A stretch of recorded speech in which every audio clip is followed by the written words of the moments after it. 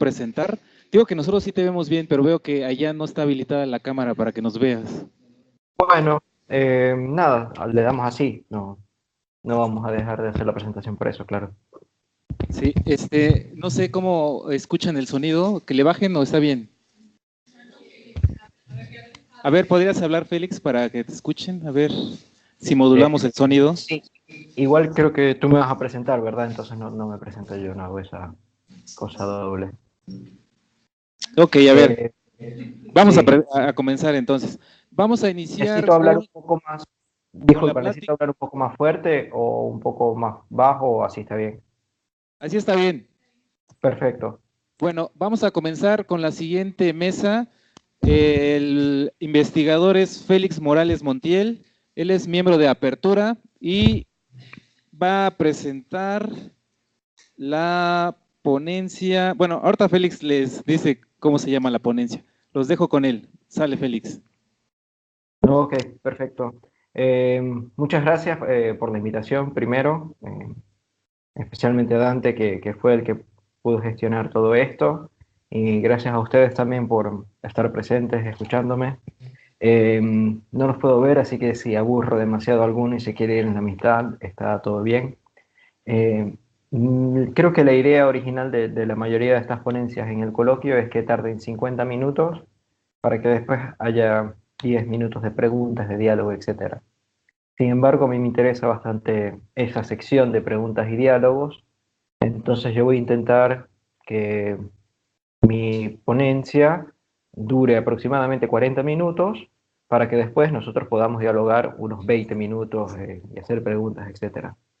Em, no sé hasta qué punto esta presentación que yo les voy a hacer tenga contenido novedoso. Si no tiene nada novedoso, discúlpeme porque se les va a hacer bastante aburrido.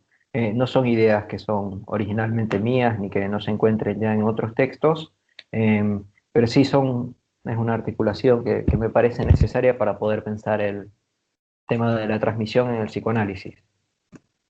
Básicamente lo que les voy a plantear es que, y otra cosa que quería decirles, por favor pregúntenme igual si hay algún tipo de falla de la conexión o del audio, porque bueno, sé que a veces hay ese tipo de error y bueno, no hay ningún tipo de problema en repetir algo que diga o si lo digo con algún tipo de modismo venezolano o argentino que no se entienda muy bien allá, eh, por favor siéntanse libres de preguntarme también.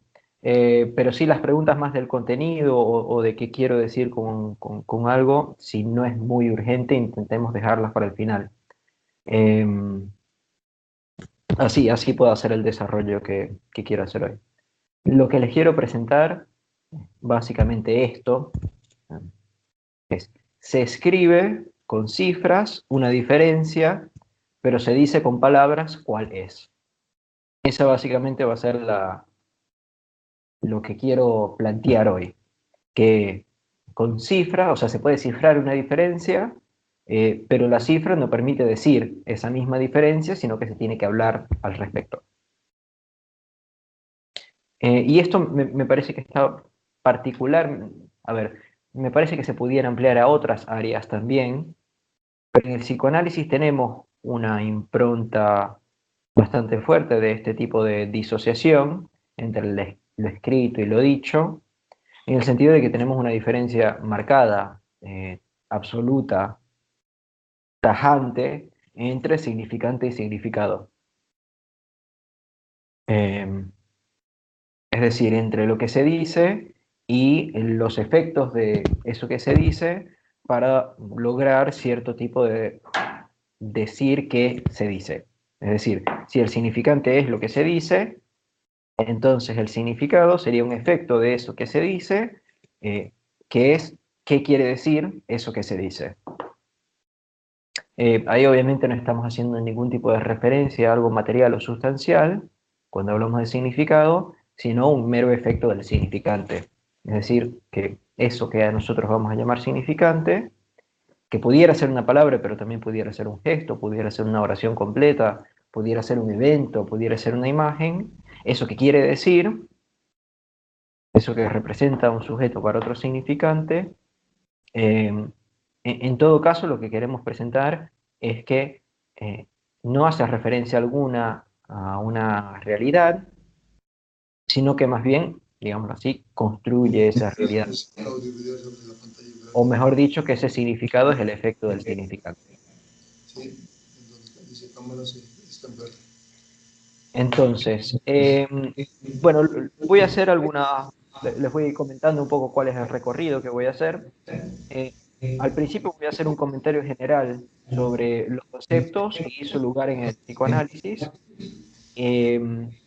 y luego hablar directamente del problema de la transmisión, o a qué problemas responde la transmisión, y luego meterme con el matema, que es básicamente cómo creo yo que Lacan aborda este problema de la transmisión.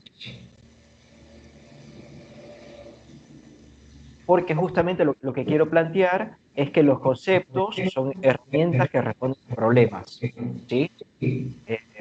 Tenemos el video ahora. ¿Qué tal?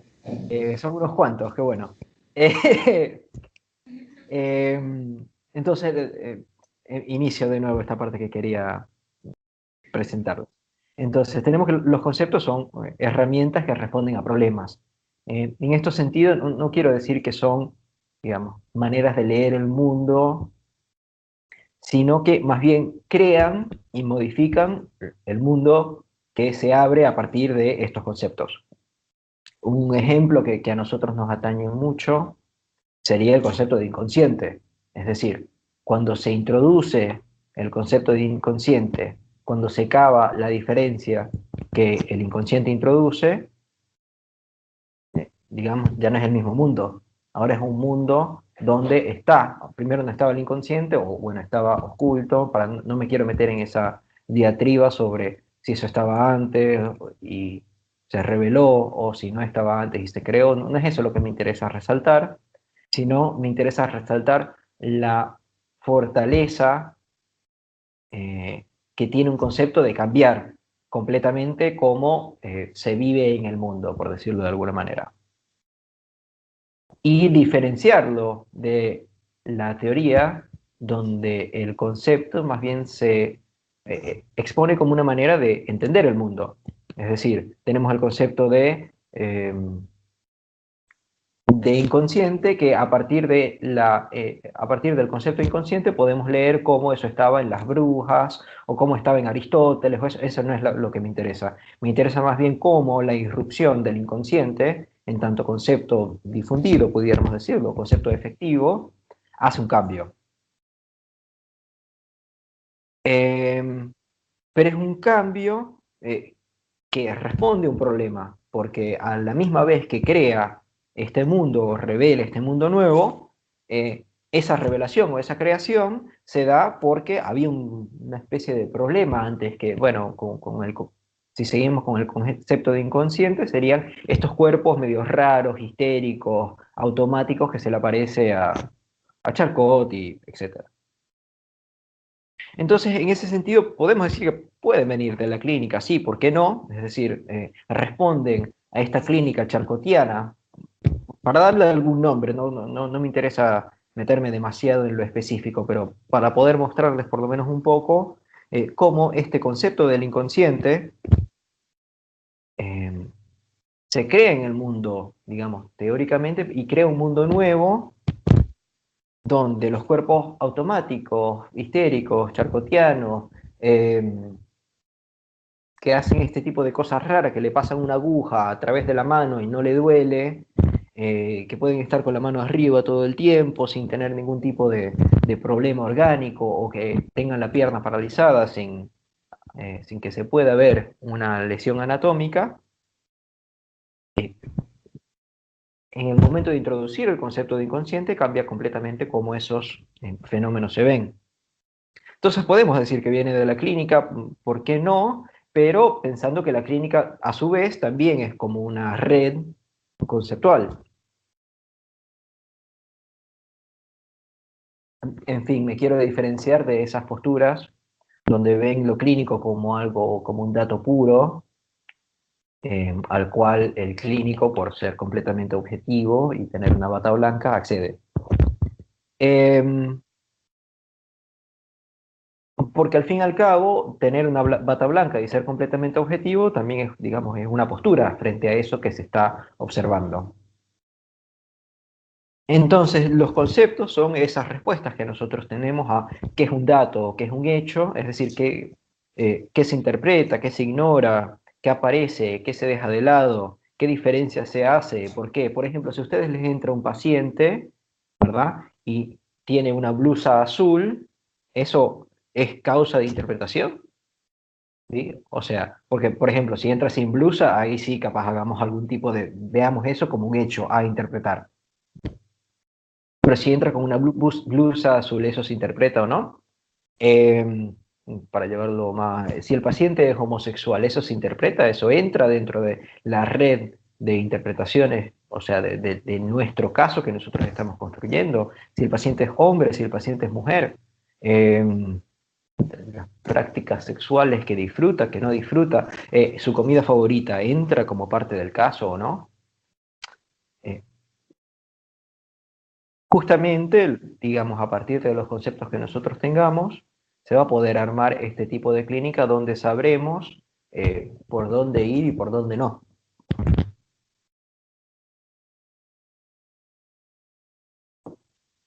Entonces, me parece que cuando estudiamos un concepto, sea cual sea, conviene preguntarse a qué problemas responde. Es decir, no nada más estudiar el objeto A de Lacan, sino preguntarnos, ya, pero ¿por qué Lacan siente la necesidad de postular un objeto A? O ¿por qué, digamos, dónde entra el objeto A en esta red de articulaciones conceptuales que tiene Lacan? Lo mismo con el, no sé, con el falo, con las fórmulas de la sexuación, con los loops, con lo que sea, ¿sí? Digamos, es una postura y de acá parto para poder armar el resto de la ponencia. Solo que acá tenemos digamos, una posición inversa, es decir, en vez de nosotros estarnos preguntando por un concepto, nos estamos preguntando por un problema, que es el problema de la transmisión. Entonces, con esto quería plantear que había como dos problemas más grandes, que serían los problemas de la transmisión, que uno sería una persona tiene un saber, la otra persona no tiene un saber, entonces ¿cómo hace esa persona A que tiene el saber pasársela a la persona B que no tiene el saber? Entonces, bueno, esto también lo podemos ver que ya tiene un montón de conceptos detrás. Eh, quizás el más fácil sea el individualismo, es decir, que hay una persona A que, digamos, dentro de sí tiene un saber, mientras que hay otra persona B, diferente, un individuo diferente, que no tiene el saber y que más bien, digamos, es al cual se busca transmitir el saber. Otra manera de conceptualizar esta, que es más bien la que les quiero proponer hoy, sería decir que el saber ya está en el lenguaje, digamos, o sea, que el saber está en la teoría, no está en una persona, sino que esa persona de alguna manera u otra, si lo quieren ver medio caricaturescamente, como si esa teoría viniera y lo que yo estoy diciendo, o sea, en realidad es la teoría diciéndose a través de mí, como si yo fuera una marioneta y fuera la teoría la que está moviendo los hilos. Y hacia ahí más quiero corrernos hoy. Y de la otra pregunta en realidad detrás, que me parece una pregunta mucho más potente, porque ¿para qué me interesa esa transmisión de saber? Digo, hay un montón de saber en el mundo, ¿por qué me interesa el saber psicoanalítico y no el saber físico, biológico, místico? O sea, a mí no me interesa, por ejemplo, no sé si alguno de ustedes sí, está todo bien, sí, sí, pero me parece que el saber psicológico, psicoanalítico se debe diferenciar tajantemente del saber del tarot, ¿sí? O sea, no me interesa ni yo transmitir el saber del tarot, ni que a mí se me transmita el saber del tarot, porque no es algo que me interesa. Entonces, ¿cuál es la finalidad, digámoslo así, de transmitir el saber del psicoanálisis? Entonces me parece que además de esta transmisión de saber, la pregunta que está detrás del concepto de la transmisión o para qué sirve eso es la manera de formar analistas. Es decir, una persona que antes no era analista, ¿cómo puede ahora ser analista? Si lo decimos así, encontramos de nuevo esta división que estoy intentando armar entre lo que sería el personalismo, es decir, de la persona, del individuo, que va a ser un analista, versus lo que pudiera ser una teoría, digámoslo así, con la muerte del autor. Es decir, que la teoría se maneja sola y uno más o menos es una marioneta a través de la cual la teoría se dice. El autor, por lo general, es la primera marioneta que la teoría encuentra. Entonces, habría como dos campos acá. Tuviéramos uno primero donde podemos tener una teoría que solo es aprehendible mediante lo que se llamaría la experiencia personal. Y digo que se llamaría la experiencia personal, es decir, como con comillas, porque, bueno, primero tuviéramos que preguntarnos cómo se sabe qué experiencia es, ¿sí? Porque si es personal, si es inefable, entonces, ¿cómo sé que eso que tú estás experimentando es lo mismo que yo estoy experimentando? Para poder decir que esa es la experiencia del psicoanálisis, ¿sí? Eh, ¿Cómo se define una experiencia completamente singular? Eh, y si es completamente singular y personal, ¿por qué la estamos llamando de la misma manera? ¿Me entiende? O sea, porque si Pedro dice yo sentí esto y Juan dice yo sentí esto otro y lo que Pedro sintió y lo que Juan sintió no son en absoluto lo mismo, ¿sí? Es lo que estamos diciendo, o sea, son experiencias completamente personales. Entonces, ¿por qué estamos diciendo que es la misma experiencia? ¿Por qué estamos dándole el mismo nombre de experiencia psicoanalítica? Como pueden ver, no soy yo quien mejor les va a hablar de esa teoría, no soy yo quien va a intentarles convencer de esa teoría, sino más bien de esta otra, donde podemos tener una teoría comunicable sin la necesidad de este tipo de experiencia y del autor. Y me parece que justamente yo cuando hable de psicoanálisis voy a estar hablando de psicoanálisis lacaniano. Y si queremos no entrar en esa discusión, vamos a hablar del psicoanálisis que yo pienso que es lacaniano, para no meternos en la discusión de qué es el psicoanálisis lacaniano. Pero lo que quiero decir es que desde ya estoy desechando todas otras teorías. ¿Sí? Por ejemplo, no voy a tomar a Klein cuando digo el psicoanálisis. ¿Sí? Me parece que en el psicoanálisis, en la manera que eso se va a escribir, de esa teoría comunicable sin la necesidad de la experiencia y del autor, es a través de los matemas. ¿Sí? Y quiero hablar un poco sobre el matema,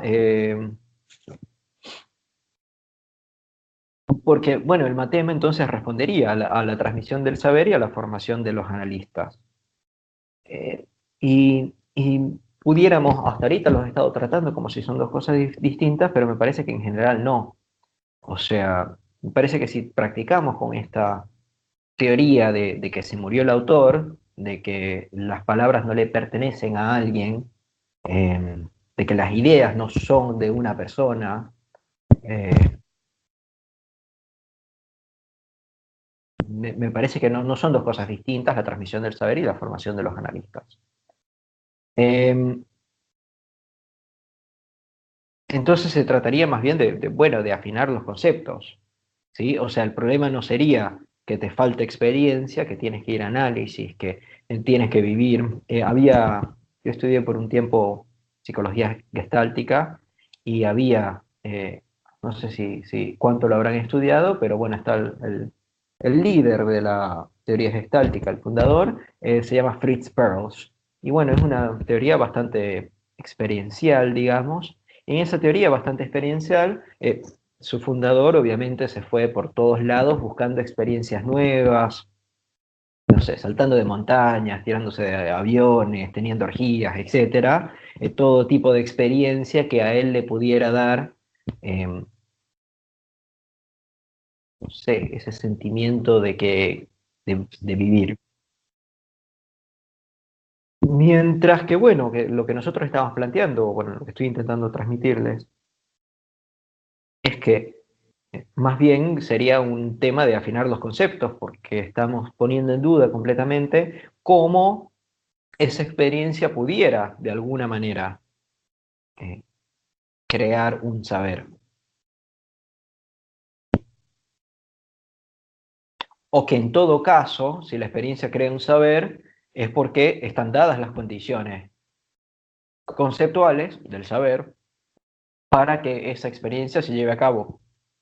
Porque no es cualquier experiencia pura. Es decir, ¿cuál es la diferencia? O sea, porque uno puede tener una experiencia. La gente llevaba 2500 años haciendo experiencias. ¿Por qué en 1900 surge el psicoanálisis? Después de 2500 años de civilización, ¿por qué solo ahora se puede hablar de una experiencia psicoanalítica?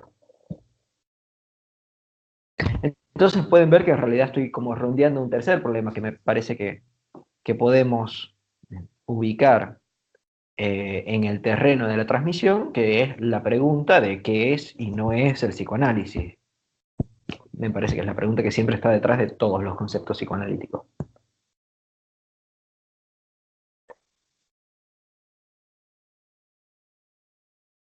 Porque yo puedo transmitirles un saber, yo puedo estar aquí hablando de, no sé, poesía inglesa del siglo XVII, y puedo ser buenísimo, puedo ser muy carismático, puedo contarles un montón de chistes, y que ustedes digan, bueno, sí, me transmitió un saber, pero fue un saber sobre poemas líricos en España del siglo XV, ¿sí?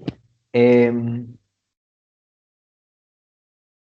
Más bien tuviéramos que preguntarnos si yo le paso un saber o formo a alguien en una praxis, ¿cómo sé si ese saber que pasé o esa praxis que puede hacer esta persona ahora es psicoanálisis? Y me parece que ahí se ve aún más donde el matema eh, permite hacer esta distinción, que es algo que a mí me interesa muchísimo. Eh,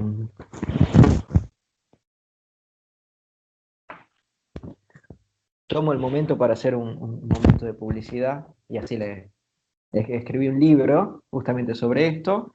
Y entonces me parece que con este matema que está acá, lo pueden ver, me imagino, ¿sí? Sí, sí se ve. Perfecto. Pueden ver que lo que estoy proponiendo es que se va del enlace browniano de 4 al enlace Borromeo. ¿Sí? Pero no vimos no pudimos leer el título. Vimos que decía el Sí, prólogo y... soy pésimo, pésimo vendedor. El título se llama Anudarse al Lacan, el proceso psicoanalítico soportado por enlaces y trenzas. Después, si a alguien le interesa, me escribe o le pide a Dante mi correo. Pero lo que quiero mostrarles, además de intentarles vender mal el libro, es que tenemos un inicio acá, que sería el enlace browniano de 4, y después tenemos el enlace Borromeo, que obviamente tiene algunas semejanzas, ¿sí? O sea, los dos son enlaces, por ejemplo. Eso lo podemos decir. Pero por otro lado, tenemos acá, también tenemos unos colorcitos que son los mismos. Tenemos el rojo, sí, el rojo es el mismo en los dos, y después el amarillo, bla, el amarillo y el azul te dan el verde. Y obviamente tiene algunas diferencias, porque no es lo mismo un enlace que otro, si bien los dos son enlaces. Pero si ya a ustedes les tiro de repente, como acabo de hacer, que el proceso psicoanalítico es la ida del enlace browniano de 4 al enlace Borromeo, no entendieron nada. O sea, no hice absolutamente nada diciéndoles eso. Es decir, escribiéndolo con matemas o escribiéndolo con cifras de alguna manera, no se logra ese tipo de transmisión. Ahí está, digamos, el saber o lo que sería el psicoanálisis, por lo menos lo que a mí me interesa plantear como psicoanálisis. Me parece que está todo ahí y se los pudiera argumentar. Y bueno, escribí un libro, ya les voy a decir cuántas páginas tiene 140 páginas de desarrollos intentando yo explicar cómo es que la ida del enlace browniano de 4 al enlace Borromeo es el proceso analítico. lo que me interesa destacar es que justamente presentándoles los dos enlaces no hice mucho. O sea, si bien a mi juicio lo que pudiera decir del psicoanálisis está ahí, está matemáticamente, para no confundir con matemáticamente con la verdadera matemática, digámoslo así, está matemáticamente escrito ahí, pero después eso lo tengo que explicar. Y ahí me parece que empieza lo divertido. Porque no basta con escribirlo, o sea, no basta con cifrarlo, sino que después hay que decir algo sobre eso. ¿Sí? O sea, te lo tengo que explicar después de escribir. Y alguien me pudiera decir, no, mira, Félix, leí tu libro, lo leí 7 veces y te tengo que decir que estoy completamente en desacuerdo y me parece que no debería ir del enlace de unión de 4 al enlace de 2 Romeo, sino que es completamente al revés. Y escribí un libro completamente contrario y le doy la razón, ¿me entiendes? Lo interesante es que justamente no basta con presentar los matemas.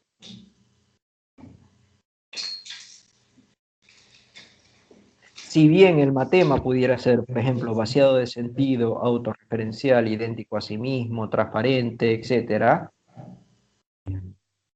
no es evidente que aquello que es evidente, autorreferencial, es decir, que el matema no es evidente que es. Es decir, está bien, ¿y esto qué es? O sea, ustedes me pudieran decir, sí, sí, todo bien, es así. ¿Y esto qué es? ¿Y esto qué es? ¿Y esto que está en el medio?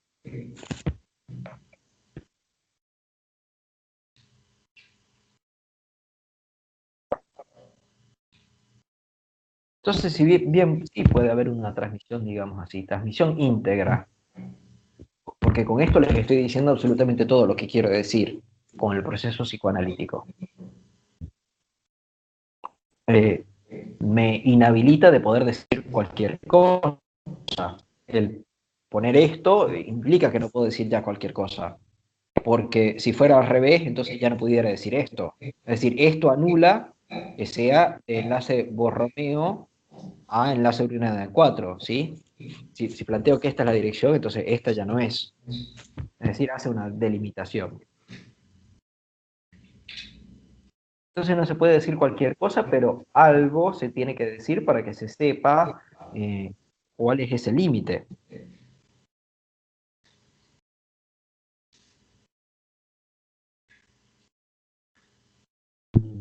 Esto obviamente no es algo que se practica demasiado en nuestro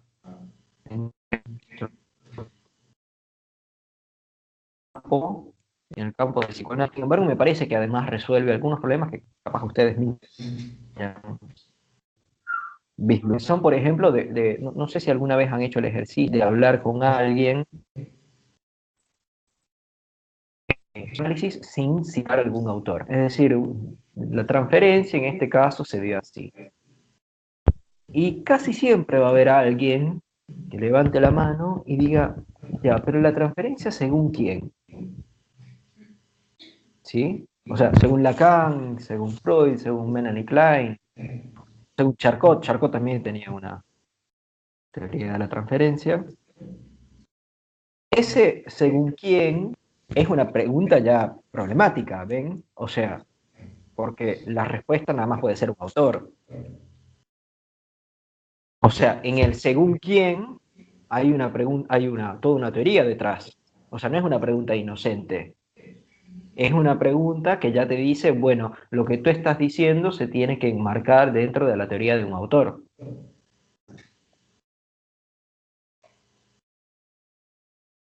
Digamos, por eso a veces, capaz no pasa después. A veces puedo sonar un poco odioso cuando respondo las preguntas, pero a veces la pregunta no aplica. ¿Sí? O sea, por lo menos lo que yo estoy intentando hacer ahora, si alguien me preguntara según quién, le digo, no, mirá, no es esa la pregunta, eso no es una pregunta admisible, según quién. Porque justamente todo lo que estoy intentando desarrollar es que las teorías no se hacen según alguien, sino que se parten de algunos fundamentos, que son más o menos los que intenté plantear al principio, como la diferencia estricta entre significante y significado, una diferencia entre escribir y hablar, la posibilidad de que el saber esté en el lenguaje en vez de dentro de alguien. Digamos que a mi juicio, si logré hacer esto medianamente bien, ustedes podrán decir, bueno, Félix tomó estos postulados principales y después hizo un desarrollo que más o menos se sigue de estos postulados iniciales. Y en ese sentido no tenemos por qué tener un según quién. O sea, no tengo yo que decirles. En Lacan, en la página 75 del Seminario 5, dice... Ese, digamos, me parece que es la teoría psicoanalítica que permite transmitir los matemas. Es decir, el psicoanálisis matemático, o sea, que trabaja con matemas, justamente busca perpetuar, digámoslo así, o trabajar con la teoría de la muerte del autor. Y es un problema cuando entonces los psicoanalistas dicen el objeto A la altura del seminario 13 de Lacan, ¿sí? Porque están justamente regresando, o sea, Lacan está diciendo, propongo este matema para que nosotros lo podamos utilizar como herramienta para crear un mundo nuevo, sin autor, sin un agente detrás, sin tener a alguien que diga, porque obviamente es ridículo que alguien pregunte, si yo les digo 2 más 2 es 4 y alguien pregunta según quién, digamos, no sirve. ¿Entienden? O sea, no se va hacia ahí. Ahora, si el fantasma lo escribimos como S barrado, Losange A, todo eso entre paréntesis, tampoco habría que preguntar según quién, ¿entiendes? Obviamente sabemos todo, bueno, no sé si sabemos todos, pero les spoileo si no lo sabemos todo, eso lo escribió Lacan, sí, bien, pero lo escribió Lacan porque fue el primero que lo dijo, pero después lo podemos decir otros y que siempre sea la teoría hablando a través de nosotros, no tenemos por qué copiar a Lacan. Es decir, el según quién me parece que aplica esto. Y eso obviamente nos resuelve un problema grandísimo de la transmisión, que es la pregunta, ¿quién es tu maestro? ¿Sí? Yo he estado intentando difundir un poco este libro que hice a diferentes escuelas psicoanalíticas de Buenos Aires, y en una tuve un encuentro con una señora ya de esas que tienen unos cuantos años, casi el triple de mi edad, y ella me preguntó insistentemente que quién era mi maestro. Y era la misma, tenía como la misma respuesta que el según quién. Es que es una pregunta cagada, o sea, no tengo maestro. Me parece que estoy intentando desarrollar una teoría y otras personas también están intentando desarrollar esa teoría. Sé que van a hablar con Pedro Edelstein, van a hablar con Manuel Martínez, y hay un montón de otras personas que también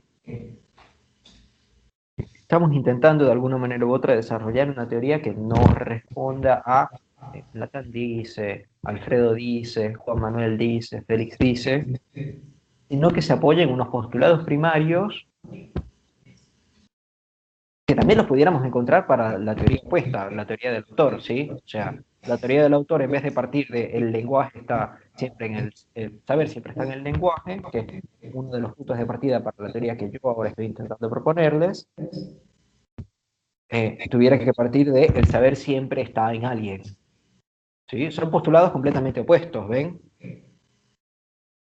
Y entonces, obviamente con esta teoría se nos explica un poco más, porque si el saber siempre está en alguien, entonces ahí sí tenemos que decir en quién está, sí tenemos que decir en el según quién.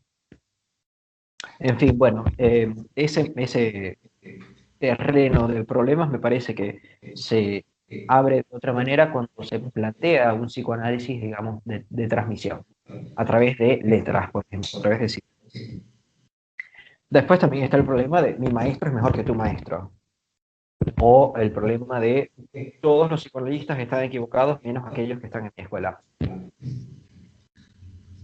no sé si eso será un problema que ustedes tienen allá, porque no sé el estado de la expansión del psicoanálisis en esos lados, pero sí, acá en Buenos Aires hay muchísimo. Creo que ustedes tienen, porque estaba hablando con, no sé si estará ahí Eric, si lo está, puede capaz. ¿Qué tal? ¿Cómo estás? Él fue sapio, que había algunas diferencias entre los entes que establecían una diferencia estricta entre poema y matemática. Entonces pudiera haber aquellos que digan, yo soy poemático y todo lo que digan los matemáticos está completamente errado. O lo inverso, yo soy matemático y todo lo que... Bueno, no me acuerdo cuál dije al principio. El inverso. La idea que les quiero transmitir es que no se trata tampoco de eso. O sea, no se trata de todo lo que digan las personas que van en contra de lo que yo estoy pensando, está mal. Como ven, es otra manera de reeditar este problema del autor y de la gente, etc. Porque justamente pudieron... Hay dos maniobras, las dos son medio tramposas, pero bueno, hay una más tramposa que la otra. Hay una maniobra que sería, bueno, no prestar atención a las cosas esas que tú piensas que es errado de algún autor, solo prestar atención a las partes que te interesan. Esa sería una manera de plantear ese problema. Otra manera, más moralmente dudosa, de tomar lo que la persona dice y subvertirlo completamente. Es decir, ¿Me si el escuchas? autor dice A, sí. Sí. A ver si esperamos tantito porque se cortó, digamos, los últimos 2 minutos que estabas hablando. Ok, ¿me dicen dónde terminamos? ¿Qué fue lo último que me escucharon? Donde estabas con lo del poemático y el matemático. Claro, lo que quiero decir con esto, gracias, lo que quiero decir con esto es que hay algunas personas o hay teorías donde se plantea que si un individuo dice algo mal, que está por fuera de mi registro, que está por fuera de mi círculo, y dice algo mal, entonces todo lo que esa persona dice está errado.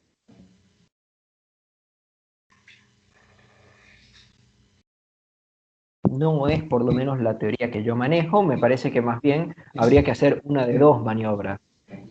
Hay una que les quería decir que es la más tramposa que la otra. La menos tramposa es, bueno, está bien que Freud a veces, que Freud en el 1920 se tiró un tratado, o sea, un capítulo completo en Más allá del principio del placer sobre los gérmenes. A nadie le importan las bacterias primordiales si lo que queremos estudiar es el psicoanálisis, ¿sí? O sea, entonces, como Freud se tiró, eh, que continuamente se tiraba deslices que los racistas y tendía hacia eso, desechar por completa toda la otra parte más lingüística de Freud, donde, por ejemplo, él hace que los pacientes digan frases sueltas sin sentido y después analiza una intención detrás de eso. Yo, por ejemplo, intento buscar en Freud no la parte de los gérmenes, me molesta bastante esa parte, que es el capítulo 5, más allá del principio del placer. Eso habría que arrancárselo del libro, pero no por eso vamos a desechar el chiste y su relación con el inconsciente, no vamos a desechar el estudio sobre la histeria, donde, no sé si ustedes han visto, hay un caso donde ustedes saben que Freud antes hacía que le ponían la mano en la frente a los pacientes. Y así empezaba a decir al paciente carroza, carro, flor, bla. Y el paciente le preguntaba, ¿y todo eso qué quiere decir? ¿Sí? O sea, como si ninguna palabra en sí significara algo, sino que entre la red de ellas, entonces la red de ellas es la que quiere decir algo. Me parece eso mucho más interesante. Entonces podemos, por ejemplo, restar eso. Otra manera que me parece que se puede leer muchísimas veces en Lacan es tomar una cita, hacer que esa cita diga completamente lo opuesto que el autor quería que dijera. Esa me parece más tramposa. Y bueno, aquí sí estoy más o menos intentando venderles esta teoría que yo les estoy proponiendo. Pero más allá que venderles, me parece que como toda teoría, tiene algunas cosas buenas y otras cosas malas. Entonces, esto permite hacer un poco más de investigación, porque no se basa en lo que los grandes autores dijeron. No sé si les pasará eso, que a veces lo he visto mucho, que intenta la gente escribir algo y ve que nada de lo que puede escribir es lo suficientemente bueno, porque obviamente la persona que les transmitió ese saber está en una posición completamente omnisciente, digámoslo así, que sabe absolutamente todo. Entonces obviamente cualquier cosa que yo escriba va a ser deficiente en comparación con eso otro. No sé si eso es una experiencia que ustedes han tenido, y espero que no sea una experiencia que ahora, como me escucharon a mí, la vayan a tener. Pero sí quiero decir que este tipo de planteamiento permite, digamos, donde se establecen unos postulados iniciales y después de ahí se intenta seguir las consecuencias, parece que eso abre un campo de investigación que en el psicoanálisis está prácticamente nuevo, vacío. No se ha hecho ese tipo de investigación casi. Y obviamente implica un cambio grandísimo, que es, primero, abandonar la figura del maestro, es decir, incluso siguiendo con la muerte del autor, porque después me dijeron que vas a matar a, no se trata de matar a alguien, es que no es relevante Lacan para entender el texto de Lacan o la propuesta de Lacan. ¿Sí? O sea, no importa que Lacan haya sido francés, por ejemplo, o que haya pateado. Ustedes no sé si saben, pero no sé si han visto los testimonios de de los procesos analíticos que llevaba adelante Lacan, es decir, de los pacientes de Lacan, que decía que los atendía 5 minutos y los botaba, decía barbaridades, a veces los dejaba toda la sala esperando. O sea, ¿me entienden? No se trata de eso, sino de que en sus textos haya cierto tipo de ideas interesantes que nosotros podamos retomar.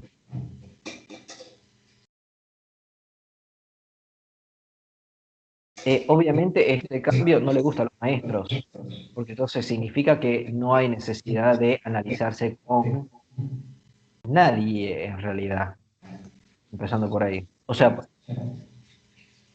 porque la mayoría de las veces hay toda esta transmisión de que el psicoanálisis más bien solo se transmite a través de la experiencia, entonces te tienes que analizar para ser analista. Pero obviamente esto le da trabajo a los analistas, o sea, es la misma persona vendiéndose de alguna manera o vendiendo su gremio. Vendiéndose en el sentido de promocionarse.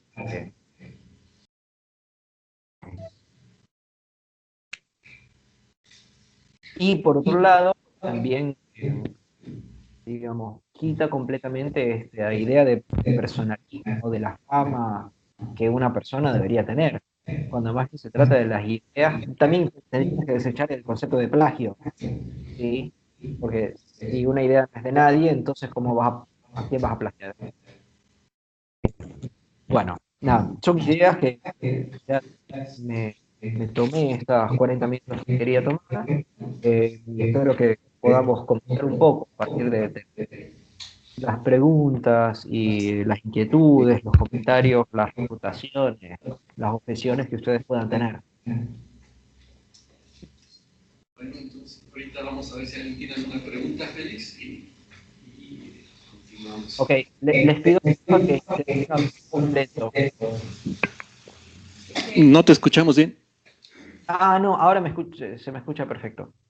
Ah, ok, sí te escuchamos bien. Perfecto.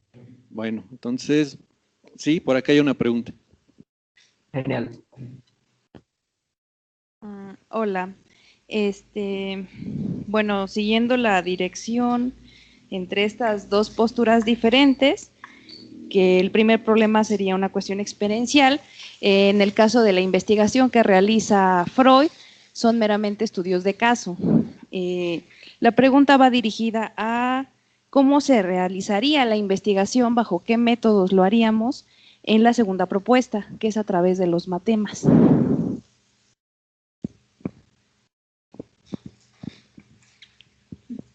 Pues ahí está, ¿sí la escuchaste bien? Sí, perfecto. Es una buena pregunta. Igual es una pregunta también medio cargada. Los casos de Freud, habría que leer un libro que se llama La seducción freudiana, de Mauro Vallejo. La seducción freudiana, Mauro Vallejo. Ahí él muestra cómo, en realidad, los casos freudianos dependen de la teoría freudiana, ¿sí? Es decir, cuando Freud piensa que la seducción la ejerce la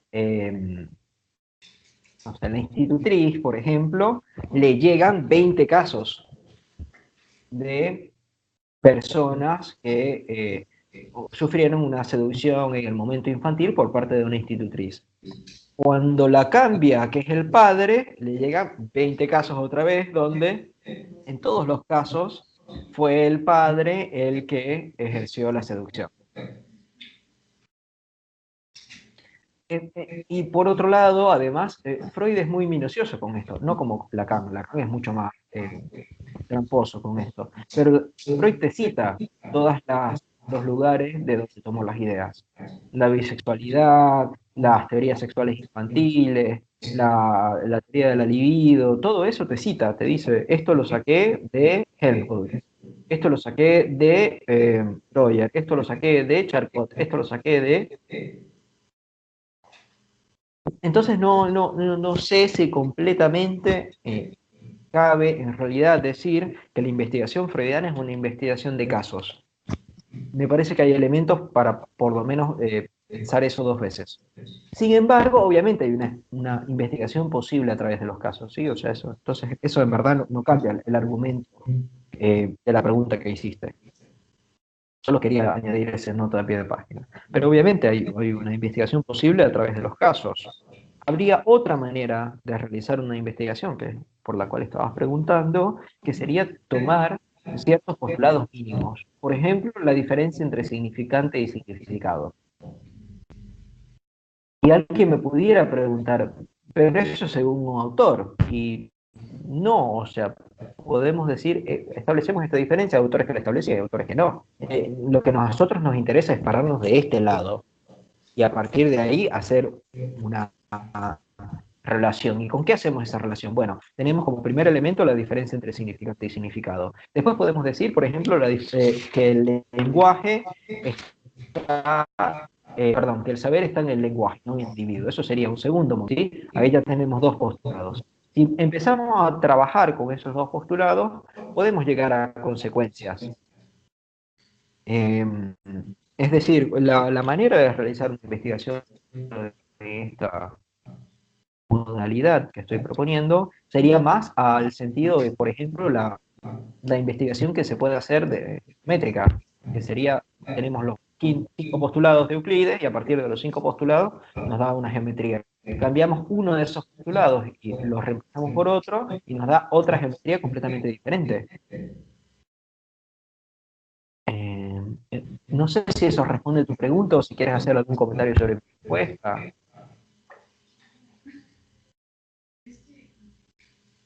Sí, por favor, ¿podría repetir lo último? Porque se cortó y casi no escuché nada. ¿Hasta dónde escuchaste? Hasta la diferencia entre significante y significado, como para empezar a establecer cómo se trabajaría. Sí escuché que lo que le apostamos es una investigación de tipo geométrica. Me recuerda mucho a lo que plantea, por ejemplo, Bachelard, que es como muy interesante. Pero lo último ya no lo escuché. Está bien, lo repito, no hay problema. Se puede imaginar que esto obviamente es mucho más cómodo repetirlo ahorita que cuando uno hace análisis por Skype o supervisión por Skype, ¿me entiendes? O sea, aquí hay mucho menos problemas de repetir.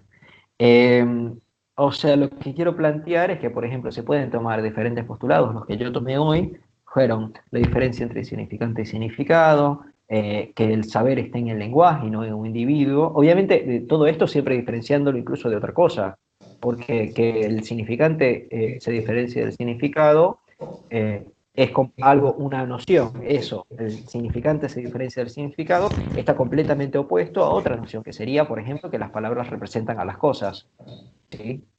Entonces, de ahí es una toma de postura. Otra toma de postura sería que el lenguaje está en, que el saber está en el lenguaje. Sería completamente diferente a el saber está en una persona. Y creo que la otra grande que yo tomé es la diferencia entre cifra y decir, por ejemplo, es decir, entre escritura y decir, entre cifra y palabra, ¿sí? En ese sentido... Con esto se podría decir que la investigación en psicoanálisis apunta al aspecto conceptual. Habría que tejer una red de conceptos y trabajarlos para delimitar el mismo campo del psicoanálisis.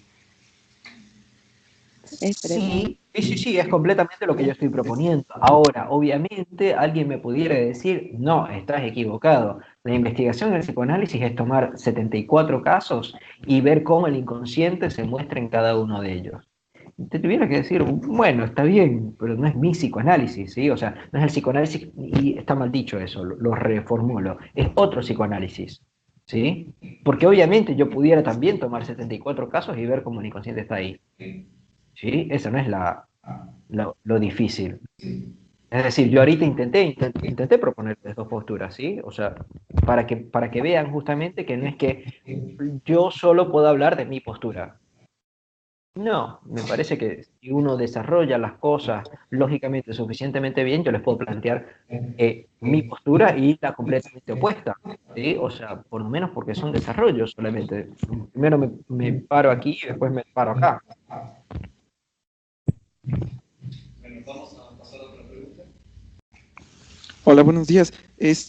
Preguntarte, entiendo que estás como proponiendo cierta cuestión de trabajar desde la muerte del autor y que, bueno, esto nos posibilitaría no trabajar bajo el amparo de lo que cualquier otro autor dijo o pensar que hay un autor, ¿no? que dice cosas y que postula cosas y que eso es lo que hay que seguir, sino que una cierta consistencia lógica o argumentativa dentro de, pues, de los postulados o las proposiciones que uno pudiera hacer, podría ser lo que sustentaría, no sé, una investigación.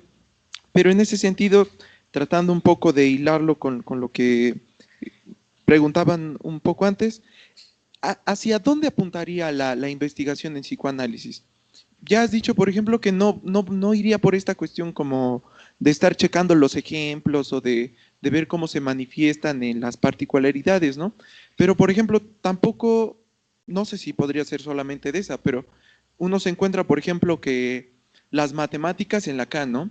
O lo simbólico en Lacan, o podría investigarse otras cuestiones como diferencias entre la angustia en Lacan y la angustia en Freud, o la técnica de la asociación libre en Lacan y la técnica de la asociación libre en Freud, ¿no? Pero es una mera articulación de qué es lo que han escrito y cómo se contrastan o qué funcionalidad quizá pudieran tener. Pero en ese sentido, ¿qué otros tipos de investigaciones podríamos proponer que en determinado momento quizá pudieran favorecer el crecimiento del saber psicoanalítico? Es muy buena esa pregunta también. Primero, quiero, porque no necesariamente, a ver, quiero completamente darte la razón en algo que dijiste que muchas, por ejemplo, si yo estudio la angustia en Lacan, ¿es eso una investigación psicoanalítica o literaria? Me parece que ¿Sí? A ver, ¿hola? Sí, escuchaste bien la pregunta, pero no entendimos ahorita nada de la respuesta. Entonces, si vuelves a iniciar, por favor.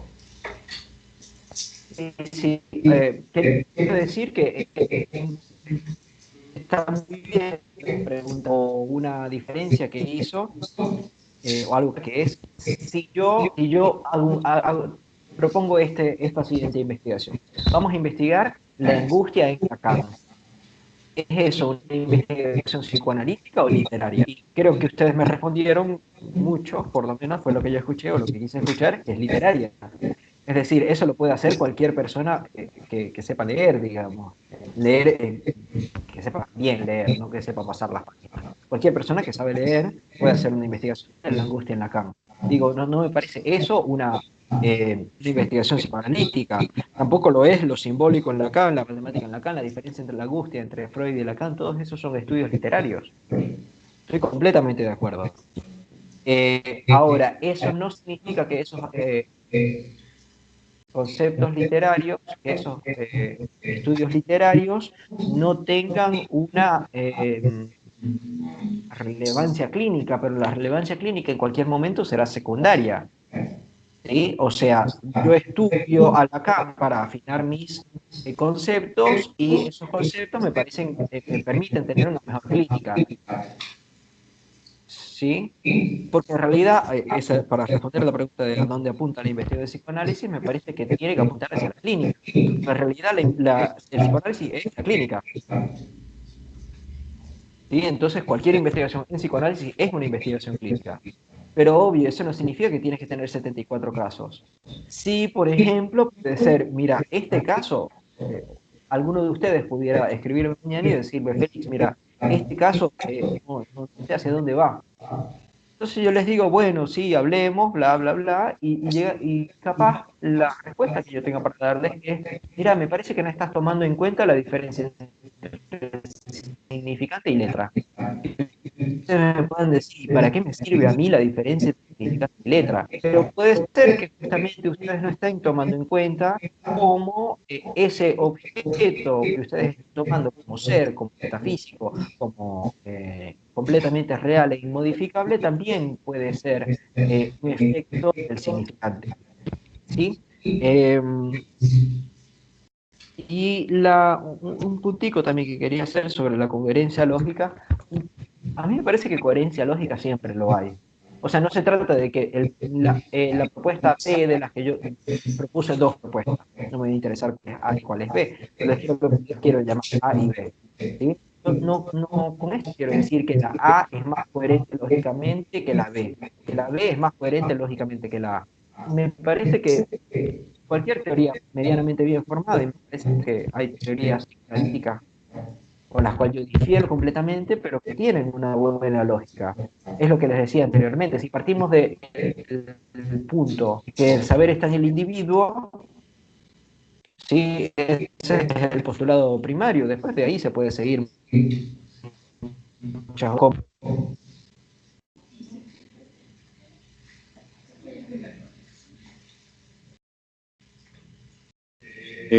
¿Nos escuchas? Sí, no sé si hay alguna pregunta. A ver, Si no, sigo yo un poquito. esperamos tantito, unos segundos, porque se está cortando un poco la transmisión. Bueno, esperemos.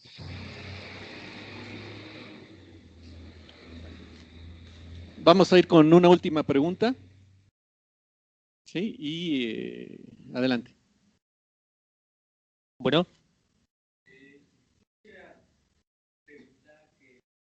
Disculpa, ya, porque no lo escucho. Bueno. No, tampoco. No sé si será el micrófono que está apagado o algo así, o sin batería. Bueno. Ahora sí. ¿Sí? ¿Ya me escuchas? Es más que nada como comentario. Generalmente se tiende a pensar al psicoanálisis en esta separación entre la teoría y la práctica o la teoría y la clínica, pero me parece que con esto que estás diciendo podríamos estar en una posición indisociable entre la teoría y la clínica, pero lo que me parece que es más fundamental es que esto podría abrirle paso del psicoanálisis en un quehacer científico del cual muy seguido se desdeña, en el sentido en que generalmente, al menos aquí en México, se piensa que el psicoanálisis no es ciencia, que nada más es la pura clínica. Me parece que con la postura que nos vienes planteando, podríamos empezar a pensar un quehacer científico en el psicoanálisis a partir de estas propuestas teóricas, pero que me parece que el acento que tú pones es en tratar de evadir esta cuestión como de los nombres, ¿no? Así como de psicoanálisis que no sea igual a freudismo, psicoanálisis que no sea igual al lacanismo, sino que psicoanálisis sea una ciencia que se constituya a partir de diferentes teorías sin importar quién sea el autor. Por ejemplo, en física no se hacen estas hagiografías así de me interesa saber si tienes Newton o tienes Brian May o tienes Albert Einstein, eso no importa. Lo que importa es la teoría, el constructo teórico, qué dice, qué implicaciones tiene, cuáles son sus fundamentos. Me parece que eso nos podría ayudar a constituir un quehacer científico de psicoanálisis. Sí, estoy de acuerdo. Voy a decir un poco más para que no sea odioso, pero sí, digo, creo que hay un problema muy grande cuando con las preguntas comunes del psicoanálisis,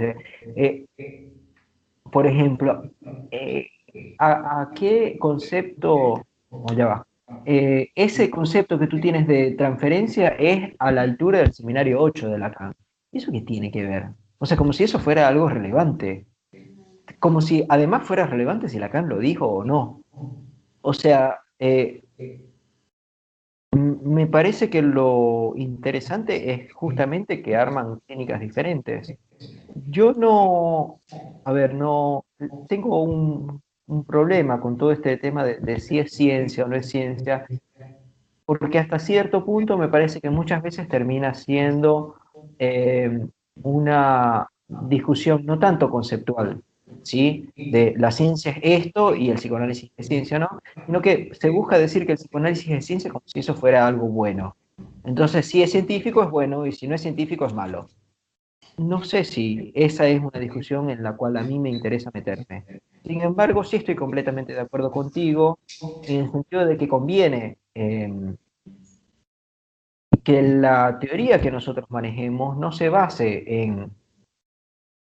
en principio que no se base en autores, que no se base en esto es así porque Lacan lo dijo,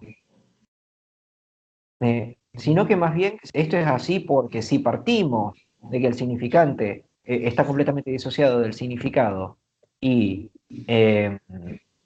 no sé, y que el saber está en el lenguaje, entonces nos va a dar esto, o sea, sigue, o sea, es una consecuencia. Y no tienes que Lacan estar en ningún lugar ahí. Obviamente, si ustedes después van a escribir algo y quieren poner a Lacan, porque Lacan lo dijo súper bien, cosa que bueno, ahí habría que ver, porque Lacan por lo general no es la persona más clara del mundo, pero si creen que en algún momento Lacan lo dijo muy bien, está bien, cítenlo. Pero como también puedes citar no sé, a un meme, a una caricatura de Bugs Bunny, a algo así, o sea, me parece que si nosotros vamos a tomar una postura donde lo que queremos decir no se fundamenta en el autor, sino que se fundamenta en los dichos, las propuestas, los postulados iniciales, etcétera, entonces, por ejemplo, tenemos que dejar de hacer, no sé, trabajos sobre Derrida y Lacan, o sobre Foucault y el psicoanálisis. Y capaz incluso se puede hacer una buenísima tesis sobre, no sé, Gravity Falls, que es una serie, una caricatura para niños, y del psicoanálisis, porque ¿por qué no? ¿Sí? O sea, ¿por qué los dichos de Lacan son más importantes que los dichos de un reggaetonero? ¿Sí? O sea, porque es caer de nuevo en la teoría del autor. Porque entonces Lacan es más inteligente que Daddy Yankee. No sé si por ahí van las cosas. Me parece que más bien se pudiera hacer completamente un tratado sobre la pulsión en base a gasolina, qué sé yo. Eh,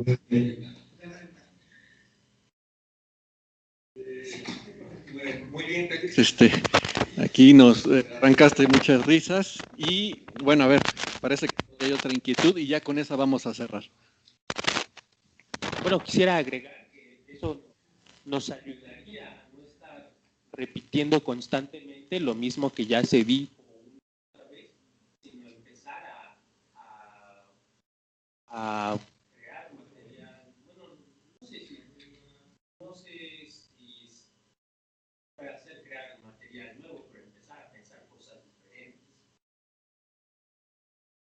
Sí, completamente. Es una de las cosas que quise decir con estos últimos puntos, donde intenté, digamos, vendérselos un poco a mi manera completamente no marketinera ni convincente, porque tengo que decir que no tengo esos recursos retóricos, que nos permite hacer un montón de investigación. Es decir, te abre un campo completamente nuevo, inédito, donde en realidad la investigación es infinita, porque de alguna manera u otra se trata de decir lo mismo, por ejemplo, de decir esto se puede decir de infinitas maneras, y por ejemplo, lo pudiéramos decir con los esquemas RI, lo pudiéramos decir con todos estos más y menos, y el 1, 2, 3, etcétera, de la carta robada, el seminario sobre la carta robada, lo pudiéramos decir de infinitas maneras. Y no sé si ustedes han visto que, creo que es en mi enseñanza, Lacan dice, no sé si ustedes han visto que Lacan en todos los seminarios inventa algo nuevo, te saca algo nuevo, y por eso es difícil seguir. Porque obviamente está bien si es un autor que todo el tiempo se la pasa hablando de Schopenhauer, pero la se le habla de Schopenhauer, de Hegel, de Heidegger, de matemática, de física cuántica, todo en una misma página. Y uno dice, basta, porque es muy difícil de seguirlo. Pero eso tiene una razón más o menos de ser, responde a la ética de Lacan en el sentido de que él propone, no quiere repetirse. Es decir, él dice, yo tengo el propósito de no repetirme nunca. Entonces puede ser, es una propuesta, es una investigación que yo estoy llevando a cabo, que me parece que es una herramienta de lectura bastante buena, que es decir, Lacan tuvo 5 ideas muy buenas y las dijo durante 27 seminarios, 3 tomos escritos, la familia, etc. Entonces, capaz lo más interesante es poder extraer esas 5 ideas fundamentales, esas 5 proposiciones iniciales de Lacan, y poder extraerlas un poco, plantearlas lógicamente y decir, bueno, la obra de Lacan, todo eso es una consecuencia del decir de estos 5 postulados. Bueno, Félix Morales, agradecemos tu participación, ¿no? Damos por concluida tu conferencia. Pues te mandamos un aplauso. Sí. Bueno, Gracias, Félix. gracias. Y no sé si les puedo dar los datos de contacto antes de que nos vayamos. ¿Cómo? Ah, sí, adelante. Por si alguien quiere, no sé si alguien querrá, y si nadie quiere, no, está todo bien. El correo es psic, como de psicólogo, psic, felixmorales@gmail.com. psic, la del psicólogo, psic, felixmorales@gmail.com. Y después también estoy en Facebook, en Twitter, en Instagram, en LinkedIn también, porque bueno. Y ahí si se quiere alguien contactar conmigo, lo puede hacer a través de alguno de esos medios. Probablemente también de última, si no lograron escribirlo, o si ahorita no lo escribieron porque no les interesaba en este momento, pero les interesa después, probablemente puedan hablar contigo, Dante. Claro, Creo que... de todas formas, estamos planeando de que cuando vengas a México, ¿no? Haya la oportunidad de que aquí presentes tu libro, ¿no? Y des un seminario. Entonces ahí Esperemos que sí. estamos Sí, en sí, esa organización. sería muy a gusto. Sale, pues. Gracias, Félix. Bueno, gracias a ustedes. Chao. Chao.